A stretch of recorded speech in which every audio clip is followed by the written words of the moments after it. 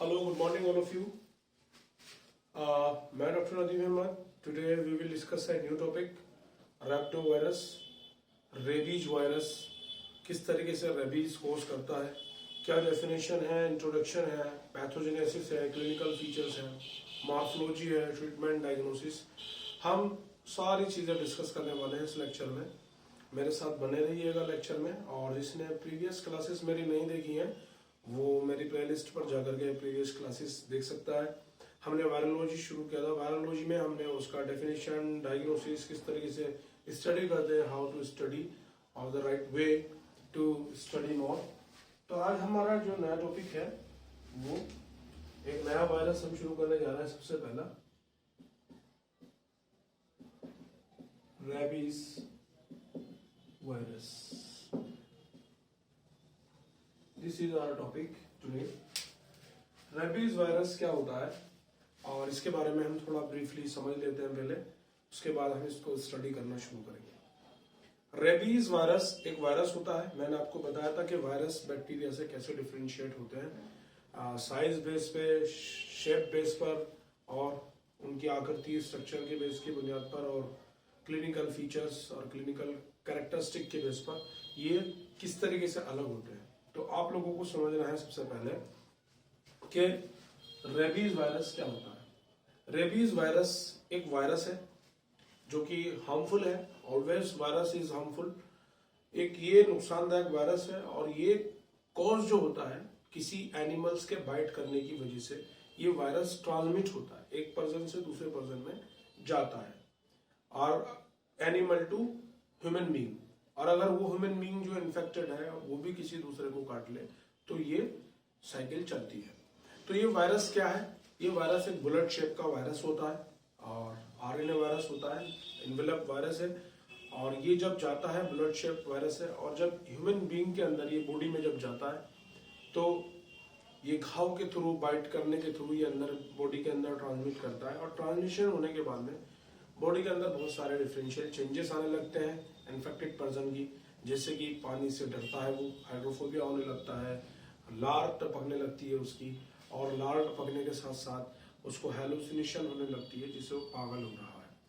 और पागल होने के साथ साथ में उसको एक दिक्कत और भी आती है, वो दूसरों और को काटने के लिए प्रोवोक होता है, गुर्राने लगता है, स्टेरिंग करने लगता है, जानी एज डॉगी, एज एनिमल वो एक्ट करने लगता है. ये रेबीज वायरस है. इसको बोलते हैं कि पेशेंट को रेबीज हो गया, उसको पानी नहीं सटक सकता. पानी सटकने में बहुत दिक्कत होगी, बहुत ज्यादा डर लगेगा उसको. कोई भी फ्लूइड सटकने में उसको बहुत ज्यादा डर लगता है. इस वजह से इसको हम रेबीज वायरस कहते हैं. चलिए, तो अब हमने थोड़ा सा इसका ब्रीफली इंट्रोडक्शन हमने लिया. आज हम पढ़ते हैं रेबीज वायरस क्या है. रेबीज वायरस क्या है? रेबीज वायरस के बारे में हम अगर बात करें तो रेबीज वायरस जो है एक वायरस है.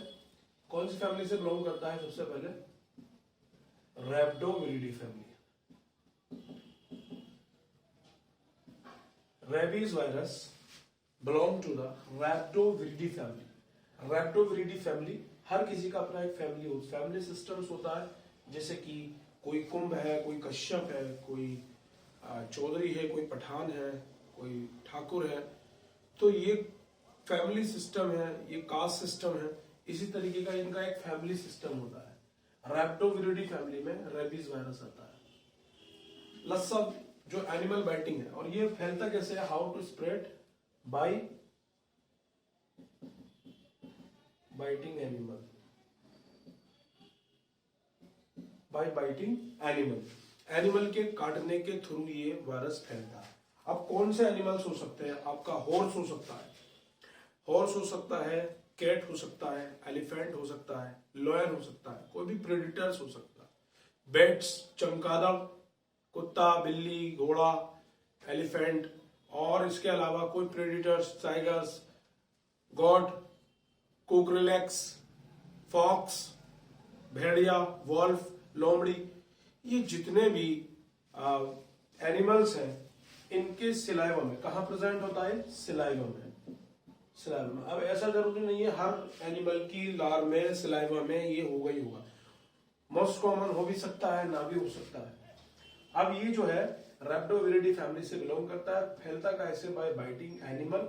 और होता कहाँ में प्रेजेंट इन सिलाइवा। सिलाइवा के अंदर ये वायरस होता है। इस वायरस की अब हमने ये वाली चीज को डिस्कस किया। और क्या कोज करता है, क्या कोज करता है? Caused rabies. रैबीज, ये रैबीज कोज करता है। क्या कोज करता है? रैबीज कोज करता है, जो कि एक बहुत खतरनाक बीमारी है और बहुत डेडली कंडीशन इसमें हो जाती है। अब इसके अलावा अब हमारा जो है, हम मॉर्फोलॉजी डिस्कस कर लेते हैं। हमने थोड़ा इंट्रोडक्शन डिस्कस किया, now we move forward, discuss morphology. Morphology मतलब वायरस की आकृति क्या है, शेप क्या है, साइज क्या है। वायरस जो है ऑलवेज इन द नैनोमीटर। आप जानते हैं ये 140 नैनोमीटर का है, यानी इन्वेलप्ड है। इन्वेलप्ड मैंने आपको बताया था, कवर्ड है। और शेप इसकी जो है बुलेट शेप है। बुलेट मतलब बंदूक की गोली जैसी शेप है।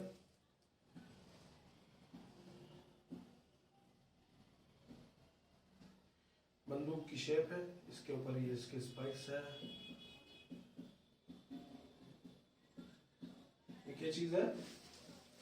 स्पाइक्स है। Bullet shape, bullet shape. जो रेबीज वायरस कैसा होता है? बुलेट शेप होता है। Rabies virus is looks as bullet shape. You can see on the whiteboard, rabies virus looks as bullet shape. ये क्या है? इनका ग्लाइकोप्रोटीन है। ग्लाइकोप्रोटीन क्या चीज है भैया? ये ग्लाइकोप्रोटीन। ये जो स्पाइक्स निकल रहा है, this is called the glycoprotein. अंदर भी इसके भाई ये क्या चीज है? ये फॉस्फोलिपिड। क्या है ये? फॉस्फोलिपिड। और ये अंदर क्या चीज है? इसके ये RNA material. RNA, single standard RNA, single standard RNA. और ये क्या है? रिवर्स ट्रांसक्रिप्टेज है। Reverse transcriptase. तो इतना समझ में आ रहा होगा। वायरस रेबीज है, रैप्डोविरिडी फैमिली से बिलोंग करता है। 140 नैनोमीटर का है, इन्वेलप्ड है, शेप बुलेट शेप होती है। ऊपर ये जो निकली हुई है विलाई टाइप की, दिस इज द ग्लाइकोप्रोटीन। ये फॉस्फोलिपिड है और ये आरएनए मटेरियल है। और ये वायरस कहाँ प्रेजेंट होता है? ये वायरस प्रेजेंट होता है सिलाइवा में। और सिलाइवा किसी भी एनिमल के सिलाइवा में प्रेजेंट होता है। तो इसका अब हमने ये मॉर्फोलॉजी डिस्कस किया है। हम मॉर्फोलॉजी के इसके अलावा और क्या पढ़ सकते हैं? मॉर्फोलॉजी में ये बुलेट शेप है और ये वायरस जाता है, रेप्लिकेट करता है। रेप्लिकेट कहाँ करता है? रेप्लिकेशन इसका जो है, यानी 2 से 4, 4 से 6, 6 से 8, 8 से 10 बनने का जो प्रोसेस है रेप्लिकेशन का, रेप्लिकेशन इन साइटोप्लाज्म। काय में? साइटोप्लाज्म में। यानी कोई सेल्स है, सेल्स के अंदर माइटोकॉन्ड्रिया भी है, साइटोप्लाज्म भी है, राइबोसोम्स भी हैं, गोल्जी बॉडीज भी है। ये जो साइटोप्लाज्म है, इसके अंदर ये वायरस जाता है बुलेट शेप का और इसके अंदर रेप्लिकेट करता है 2 से 4, 4 से 8, 8 से 10, 10 से 12 और 12 से 24। इस तरीके से रेप्लिकेशन होता है। Replication of rhabdovirus in the cytoplasm. तो अभी हमने मॉर्फोलॉजी डिस्कस किया। I hope you get my point. अब हम थोड़ा पैथोजेनेसिस के बारे में डिस्कस कर लेते हैं। धीरे धीरे आराम आराम से सब चीज को समझते हुए चलेंगे। ये मैं शॉर्टली आपको पढ़ा रहा हूँ ताकि आपकी समझ में आए कि रेबीज वायरस क्या होता है। बहुत डेंजर होता है, बच के रहिएगा एनिमल से। और एनिमल अगर आपके करीब है तो थोड़ा बचिएगा, क्योंकि डरना जरूरी है। अगर आप नहीं डरेंगे, जो पेट एनिमल्स हैं वो भी वैक्सीनेट कराते हैं, वो भी उनके भी लार में ये प्रेजेंट हो सकता है। वैक्सीनेशन कराना बड़ा जरूरी है। चलिएगा, तो पैथोजेनेसिस हम डिस्कस करें। पैथोजेनेसिस जो टर्म्स यूज होता है, pathogenesis. Patho means clinical condition, यानी कोई भी ऐसी बीमारी जो नॉर्मली फिनोमिना नहीं है। ह्यूमन बीइंग की वो स्टेट जो नॉर्मल फिनोमिना नहीं है, यानी बीमारी वाली कंडीशन, उसको पैथो से लफ्ज दिया गया है। Patho the word drives from Greek words and that mean is the clinical condition of the patient is called the patho. Genesis मतलब फॉर्मेशन, यानी बंदे की जो पैथोजेनेसिस क्या है, ये क्लिनिकल कंडीशन, ये बीमारी, ये परेशानी जो रेबनो वायरस से हो रही है, हो पूरा प्रोसीजर क्या है, प्रोसेस क्या है जिस प्रोसेस की वजह से ये बीमारी हो रही है। सबसे पहले हम एक साइकिल देख लेते हैं। कोई भी एनिमल है, जैसे कि मान लीजिए टाइगर है या हॉर्स है या डॉग है, मैन तो डॉग ही होता है, ज्यादातर डॉग के अंदर ही ज्यादा यही पाया जाता है। तो डॉग ने आपको बाइट किया, काटा आपको, ये आपके वाउंड बना दिया, बहुत बड़ा वाउंड बना दिया, और ये वायरस वाउंड के अंदर पहुंच गया। डॉग की बाइट एंड रीच सिलाइवा आपका पहुंच गया। यानी ये टाइगर, घोड़ा, कुत्ता, बिल्ली, इसने आपके काटा, सिलाइवा आपके वाउंड के अंदर गया, और यहां पर सेल्स के साइटोप्लाज्म में आपके ये रेप्लिकेशन होनी शुरू हो जाएगी। कौन सा वायरस? बुलेट शेप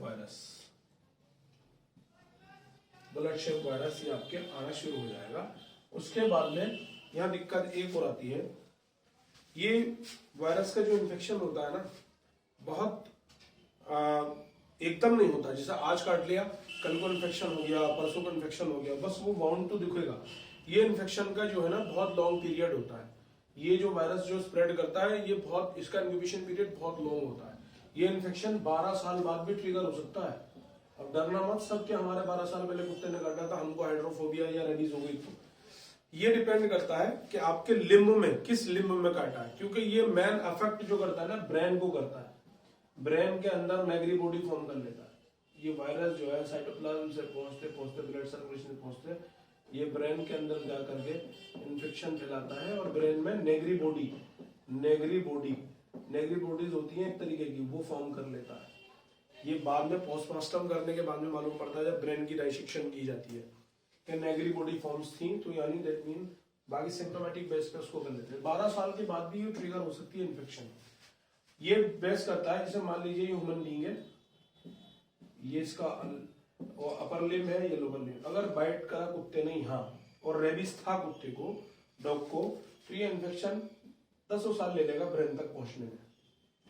ठीक है, अगर आपको यहाँ काटा तो 4-5 साल लेगा, और आपको ब्रेन के पास ही काटा बिल्कुल, तो इन्फेक्शन ऑब्वियसली 6-7 महीने में ही ट्रिगर हो जाएगा।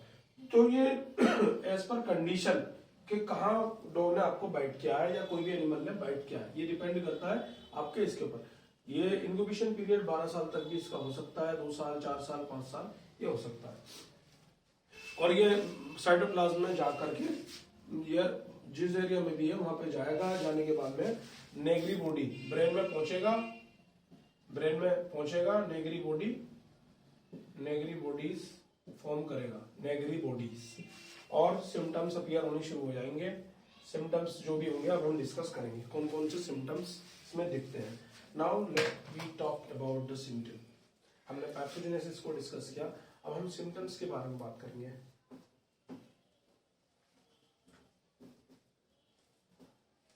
सिम्टम्स क्या क्या हो सकते हैं? सिम्टम्स क्या क्या हो सकते हैं इसमें? तो here we talk about the symptom first is fever। भाई बुखार तो कॉमनली है, फीवर तो आने वाला है। नोजिया, उबकाइयां वगैरह, चक्कर वगैरह, वोमिटिंग भी आपको होगा। मेजर सिम्टम्स क्या है, इसको रेड लाइट कर लेना, मेरा रेड मार्कर है पर परमानेंट है, फिर साफ करने में बहुत दिक्कत होगा। तो वोमिटिंग है। अब वोमिटिंग के बाद एक्सेसिव सिलाइवेशन, यानी बहुत ज्यादा लार टपकना, बिल्कुल लार टपकती रहेगी, राल निकलती रहेगी, टपकाता रहेगा, जिसे कहते हैं कुत्ता काट लिया लार टपक रही है, तो एक्सेसिव सिलाइवेशन भी होने बहुत शुरू हो जाती है। और उसके बाद हाइड्रोफोबिया मतलब, do you know hydrophobia? Hydro मतलब वाटर, फोबिया मतलब फियर, डर। यानी हाइड्रो मतलब पानी, फोबिया मतलब डर, पानी से डरना। ये ब्लॉकेज इतने गले में उसके तकलीफ होती है ना, चीखता है, चिल्लाता है बंदा, भाई इतनी तकलीफ होती है। कोई भी फ्लूइड इंडाइजेशन करने में, फ्लूइड इनगल्फ करने में, कोई भी फ्लूइड ड्रिंक करने में उसको इतनी तकलीफ होती है ना, रेबीज के पेशेंट को, भाई उसकी कंडीशन, उसकी तकलीफ तुम उस बंदे से पूछो तो तभी तो वो हाइड्रोफोबिया पानी से डरने लगता है, यानी फियर फ्रॉम एनी फ्लूइड। भाई फ्लूइड से बहुत ज्यादा डरता है वो, बहुत ज्यादा डरता है, क्योंकि बहुत ज्यादा उसकी दिक्कत होने शुरू हो जाती है। और क्या चीज है, fever, nausea, vomiting, excessive salivation, hydrophobia, fear from any fluid, ये भी है। बजर, बजर प्रोवोक, बजर प्रोवोक मतलब गुर्राना, इस तरीके से गुर्राने वाला सिस्टम भी इसमें रहता है। As dog, as any animal, तो इसमें भाई ये सिम्टम्स तो कॉमनली हैं। बाद में तो उसको बांध के भी रखना पड़ जाता है। आपने बहुत सारे वीडियोस देखे होंगे यूट्यूब पर, हाइड्रोफोबिक पेशेंट हैं जो रेबीज से रिलेटेड पेशेंट है। आज के टाइम में क्या होता है पता है, कुत्ते ने काट लिया, हमारे यहाँ प्रेस्टिशंस इतने हैं, अंधविश्वास इतना है कि कुत्ते ने काट लिया, कोई लाल मिर्ची भर लेगा उसमें, भाई कोई लाल मिर्ची भरने, भाई कुत्ता अगर काट ले तो प्राइमरी में प्रोफाइलॉजिस्ट आपको बताने जा रहा हूं। सिम्टम्स हमारे पूरे हो गए, सिम्टम्स हमारे पूरे हो गए, मैं आपको प्रोफाइलॉजिस्ट बता देता हूं। ट्रीटमेंट यानी सिम्टम्स के बाद डायग्नोसिस पहले डिस्कस कर ले, फिर मैं आपको पूरा काटने का लेकर के वो बताऊंगा। आपको डायग्नोसिस में क्या रहता है, डायग्नोसिस में सबसे पहले वाउंड एग्जामिनेशन, वाउंड को एग्जामिन किया जाता है, कितना बड़ा वाउंड है, कैसा वाउंड है। और डायग्नोसिस में ये बहुत जरूरी होता है डायग्नोसिस में कि जिस एनिमल ने आपको काटा है उसके बारे में इंफॉर्मेशन कलेक्ट करनी कि वो एनिमल्स को रेबीज इन्फेक्शन है क्या नहीं है, या वो कुत्ता पागल है क्या नहीं है, ये चीज बहुत देखना बहुत जरूरी है। क्योंकि नॉर्मली एग्रेशंस में आने, एग्रेसिवनेस में आने, कुत्ते, डॉग, एनिमल कोई भी काट लेता और वो पागल हालांकि नहीं होता, उसके सलाइवा में रेप्टोवायरस नहीं होता है, वो नॉर्मली भी बगैर वैक्सीनेशन के भी हो सकता है, ठीक, लेकिन फिर भी जरूरी होता है ये सब। लेकिन लोग क्या करते हैं, पहले डायग्नोसिस में सबसे पहले एनिमल इंफॉर्मेशन कलेक्ट करनी बहुत जरूरी है। एनिमल इंफॉर्मेशन कलेक्ट करनी बड़ी जरूरी है। वाउंड एग्जामिनेशन करना जरूरी है, कितना गहरा वाउंड है, कितनी कैपिलरीज डैमेज की है, कितनी इंजरी की है, ये सारी चीज को एग्जामिन करने के बाद उस डायग्नोसिस में, फिर उसके बाद में जब ये तो हमारा फिजिकल प्राइमरी डायग्नोसिस हो गया, साथ साथ में और बहुत से एकदम सडन कोई टेस्ट कराने की इसमें जरूरत नहीं पड़ती है। ये तो जब कुत्ते ने काटा है ये तुरंत वाली डायग्नोसिस है, जो इमीडिएट डायग्नोसिस बोलते हैं इसको, जो इमीडिएट हम करते हैं डायग्नोसिस। एक होती है लेटर डायग्नोसिस, बाद में बहुत टाइम बाद कुत्ते ने काट लिया और जो है वैक्सीनेशन भी नहीं कराया, उसके वैक्सीनेशन ना कराने के बाद में डॉक्टर्स लोग क्या कराते हैं, उसका CMP कराते हैं, कॉम्प्रिहेंसिव मेटाबॉलिक पैनल, उसमें पूरे मेटाबॉलिक एक्टिविटीज देखते हैं। और एक CT कराते हैं ब्रेन का, CT ब्रेन, उसमें नेगरी बॉडी देखने के लिए रेडियोलॉजिकल डायग्नोसिस में CT ब्रेन, और CBC और CBC ESR और PCR polymerase chain reaction, virus का न्यूक्लिक एसिड डिटेक्शन करने के लिए पॉलीमरेज चेन रिएक्शन भी करवाते हैं, CBC करवाते हैं, ESR करवाते हैं, और LFT liver function test, KFT kidney function test, कि ये वर्क कैसे कर रहा है, ये सारी चीजें, ठीक है। और एक वायरोलॉजिकल PCR के अलावा साइटोपैथिक इफेक्ट के लिए कल्चर कराते हैं, वायरल कल्चर, जो मंकी किडनी के अंदर ग्रो किया जाता है। ये नॉर्मली डायग्नोसिस इसकी रहती है। और अब हम बात करते हैं थोड़ा ट्रीटमेंट के बारे में। आपको आई होप समझ में आ रहा होगा। अगर इसमें कोई कंफ्यूजन है या फिर कोई चीज, if you have any question related to my topic, you can ask me without any hesitation and mention comment in my comment section. आ रहा है आपको इतना समझ में भाई? अगर कोई भी कंफ्यूजन है तो पूछ सकते हैं, रेक्टो वायरस से रिलेटेड, मॉर्फोलॉजी, पैथोजेनेसिस, ये सारी चीज, ठीक है। हम ट्रीटमेंट के बारे में थोड़ा सा डिस्कस कर लेते हैं। ट्रीटमेंट में क्या होता है, सबसे पहले ट्रीटमेंट के बारे में हम बात करें तो ट्रीटमेंट ना इसका बहुत ज्यादा अनोखा है। आपको किसी एनिमल ने बाइट कर लिया, आपको किसी एनिमल ने काट लिया, जो प्राइमरी ट्रीटमेंट है वो यही है।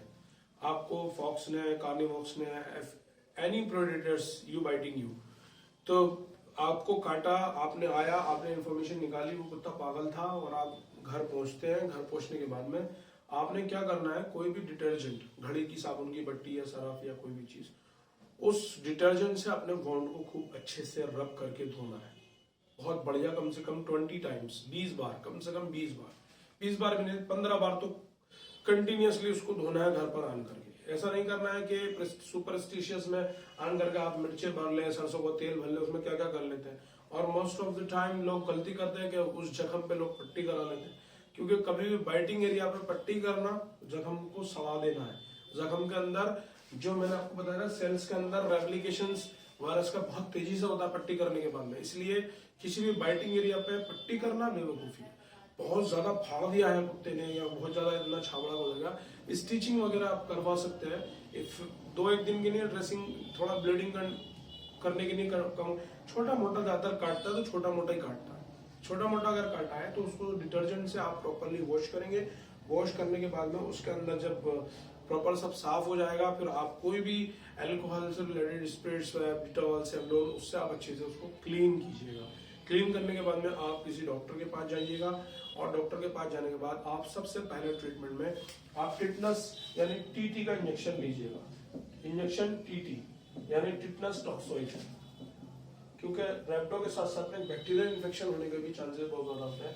टिटनस टॉक्सोइड, टीटी का इंजेक्शन आप लीजिएगा सबसे पहले। और पहला तो हमारा एक्शन ये था wound cleaning, wound cleaning, wound cleaning. अब वाउंड क्लीनिंग के बाद में वो और क्लीनिंग के साथ साथ में एक टिंचर आयोडीन, टिंचर आयोडीन एक तरीके का लोशन होता है, बीटाडीन, पावाडीन, लाउडीन का टिंचर आयोडीन, टिंचर आयोडीन, ये आप टिंचर आयोडीन का गोश्त बना करके उस पर कर देगा। ये ब्राउन कलर का होता है आयोडीन, और बढ़िया क्लीनिंग वाउंड करके टिंचर आयोडीन कर देगा, टिटनस टॉक्सोइड दे देगा। अब ट्रीटमेंट यहाँ पे 2 चीजों पर आपके डिपेंड करता है। एक तो आप प्रे वैक्सीनेटेड है, प्रे वैक्सीनेटेड है मतलब पहले से ही आपको वैक्सीन लगी हुई थी एक, और कौन सी पहले ही लगती है कि आपको कोई कुत्ता कुत्ता काटे तो मुझे वायरस का इन्फेक्शन ना हो, वो होती है इम्यूनोग्लोबुलिन, रेबीज इम्यूनोग्लोबुलिन, इम्यूनोग्लोबुलिन। ये अगर आपको पहले से वैक्सीनेट हुई है तो आपको सिर्फ और सिर्फ 2 इंजेक्शन लगेंगे 3-4 दिन के अंदर अंदर, 2 वैक्सीन के इंजेक्शन लगेंगे, ठीक। और अगर आप नॉन वैक्सीनेटेड है, नॉन वैक्सीनेटेड, आपकी कोई वैक्सीन ही नहीं लगी थी, आपकी कोई वैक्सीन ही नहीं लगी थी, तो आपको क्या करना होगा, सिंपल, आपको 5 इंजेक्शन लगते हैं। पहले लगते थे टोनी में, पेट में, अब तो यही इंट्रामस्कुलर लग जाते हैं। और ये वैक्सीन बनती कैसे, मैं आपको बता दूं। ये वायरस होता है, वायरस को ही किल्ड फॉर्म करते हैं, मतलब ऐसी फॉर्म बना लेते हैं वायरस की जो इन्फेक्शन भी न फैलाए और हमारी बॉडी से एंटीबॉडी यानी मरीजों से लड़ने की ताकत भी प्रोड्यूस करा ले। उसको किल्ड फॉर्म करके उसको इंजेक्ट करा देते हैं। हमारी बॉडी को लगता है कि इन्फेक्शन आया है और हमारी बॉडी उसके अगेंस्ट में एंटीबॉडी बनाने लगती है, और in case of future memory cells उसको प्रिजर्व करके रखते हैं, और फ्यूचर में कभी वो इन्फेक्शन दोबारा एंटर करता है हमारी बॉडी में तो हमारी वो एंटीबॉडी जो मरीजों से लड़ने की ताकत है, लड़ने वाली सेना जो है हमारी बॉडी में, वो उनसे लड़ती है और लड़ने के बाद उनको डिस्ट्रॉय कर देती है, खत्म कर देती है उनको रिकॉग्नाइज करके। तो इस तरीके का प्रोसीजर पे ये वैक्सीन का सिस्टम काम करता है। मैंने आपको वैक्सीनेशन की पढ़ा देंगे पूरा। नॉन वैक्सीन में उनको 5 इंजेक्शन लगते हैं, और कौन कौन से इंजेक्शन हो सकते हैं वो, वैक्सीरैप, पोविडेक ड्रग है ना, रेबीज ड्रग, ये इंजेक्शन आते हैं, इनका कोर्स होता है। एक उसी दिन लगता है, पहले दिन ही जिस दिन काटा है, बाइटिंग डेज, जिस दिन काटा है उस दिन लगता है। एक फिर 3 डेज बाद लगता है, फिर एक 7 डेज बाद लगता है, फिर एक 14 दिन बाद लगता है, फिर एक 28 दिन बाद लगता है। इस तरीके से ये इंजेक्शन का प्रोसीजर होता है। और जिनको इम्यूनोग्लोबुलिन पहले ही लगी हुई है, जो प्री वैक्सीनेटेड है, उनको 2 या 3-4 दिन में दो वैक्सीन लगती है बस, तो सिंपल रहता है। तो ये तो है नॉर्मली ट्रीटमेंट जो मुआशरे में होना चाहिए, और इतना इन्फॉर्मेशन सभी के पास होना चाहिए अगर किसी एनिमल ने बाइट किया है। अब हम बात करते हैं लॉन्ग ट्रीटमेंट के बारे में, जब उस बंदे को रैबिज हो गई। ये तो प्रिवेंशन थी एक तरीके की, ये तो एक तरीके की प्रिवेंशन थी, प्रोफाइलॉजीज थी जो हमने डिस्कस की थी। मान लीजिए अगर कोई पेशेंट है, उसको बहुत ज्यादा तकलीफ हुई, बहुत ज्यादा प्रॉब्लम आई, बहुत ज्यादा रेबीज उसको हो गई, अब उसको सिम्टम्स दिखने लगे, हाइड्रोफोबिया हो गया उसको, पानी से डर लगने लगा और बजर करने लगा, वो चीखने चिल्लाने लगा, बजर करने लगा, हेलुसिनेशन होने लगी। हेलुसिनेशन दैट मीन उसको थॉट्स आने लगे उल्टे सीधे, एकदम चीख रहा है, एकदम काटने को दौड़ रहा है, ठीक है। तो ये सारे सिम्टम्स हो रहे। अब वो फैल गया, अब वो वायरस वाउंड से पहुंच करके ब्रेन तक पहुंच गया, और ब्रेन तक पहुंचने के बाद में ईमानदारी से वो अब उसका बचना बड़ा मुश्किल है, क्योंकि उसके ब्रेन में छोटी छोटी नेगरी बॉडी बन चुकी है और उसका ब्रेन पर प्रॉपरली इन्होंने आक्रमण कर दिया है, और अब ये पागल हो चुका है। और ये जब पागल हो गया है तो इसके अंदर हेलुसिनेशन होगा, गुर्राएगा, पानी से डरेगा, और aggressive provoke to bite other, मतलब ये एग्रेसिव होगा दूसरे बंदों को काटने के लिए। तो ऐसे पेशेंट को हॉस्पिटल में बांध देते हैं। क्या करते हैं? बांध देते हैं, जंजीरों से बांध देते हैं, और उसको खाना पीना फ्लूइड्स के थ्रू चढ़ रहा होता है, क्योंकि वो मुंह से तो कोई ड्रिंकिंग नहीं कर सकता, और चीख रहा होता है। बहुत से कैसे लोग हैं जो रेबीज से मर रहे हैं। पूरे वर्ल्ड का रेशो देखो, सबसे ज्यादा अगर रेबीज के बारे में मैं बात करूं, केरला, अपने भारत में केरला सबसे ज्यादा अफेक्टेड है। केरला में इतने ज्यादा मैड डॉग, रैबिट डॉग, इनको रैबिट डॉग भी बोलते हैं, जो पागल कुत्ते होते हैं, रैबिट डॉग या मैड डॉग, पागल कुत्ता। ये रैबिट डॉग इतने ज्यादा केरला के अंदर है कि कितने ज्यादा केस बढ़ रहा है, और 2 लाख से भी ज्यादा मौतें हुई हैं प्रीवियस ईयर में रैबीज की वजह से। क्यों? क्योंकि हमारी जो प्रिवेंशन कंट्रोल है, और जो दूसरी चीज जो जानवर एनिमल पकड़ने वाली जो गाड़ियां हैं वो नहीं है, और ध्यान म्युनिसिपैलिटी कॉर्पोरेशन हमारे साथ प्रॉपर कोऑपरेट नहीं कर रही। कुत्ते खुलेआम घूम रहे हैं, काट रहे हैं। अब बहुत से फिर ये बात, एनिमल क्रुएल्टी एक्ट लेकर आए थे, भाई एनिमल क्रुएल्टी एक्ट लेकर आओ, भाई ये सारी चीजें। भाई एनिमल को क्रुएल्टी देने के लिए कौन बोल रहा है? जहां इनकी मेन जगह है, इनको वहां रखा जाए। अगर ह्यूमन बीइंग के साथ में कोलैबोरेट करें। भाई एक प्रिवेंशन ये भी है कि आप अपने एनिमल्स को वैक्सीनेट करा ले। एनिमल भी वैक्सीनेट होते हैं, एनिमल को भी वैक्सीनेशन करा लेनी चाहिए। तो पेट एनिमल को भी वैक्सीनेट कराते हैं बहुत से लोग। तो ये नेगेटिव बॉडी हो गई, तो उसके बाद में जब भाई ये मर जाता है या डेथ हो जाता है, ट्रीटमेंट तो फिर कोई है नहीं, बाद में कितना ही इसको कुछ लगाते रहो। इसका फिर पोस्टमार्टम होता है, इसका ब्रेन काट के जब देखते हैं तो इसके ब्रेन में इस तरीके की नेगरी बॉडी फॉर्म हो गई होती है। तो इन्फेक्शन की शुरू में किताबों में लिखा हुआ होता है, rhabdovirus cause the rabies and formed Negri bodies in the brain. Negri bodies form करता है। तो किस तरीके से नेगरी बॉडीज फॉर्म करता है, ये प्रॉपर मैंने आपको आज इस लेक्चर में बताया। हमने डेफिनेशन डिस्कस की, हमने pathogenesis, morphology, diagnosis, these are all we covered topics. हमने फिर ये सारी चीजें, अब हम नेक्स्ट वायरस पढ़ेंगे। आई होप आपको ये वायरस पसंद आया होगा। आपने अपने बारे में सोचा होगा कि कुछ तो केयर मिलेगी, कुछ मेंटेनेंस मिलेगी अगर ये चीज हो गई है तो। अगर कोई इससे रिगार्डिंग कोई क्वेश्चन है तो you can ask me. Thank you so much.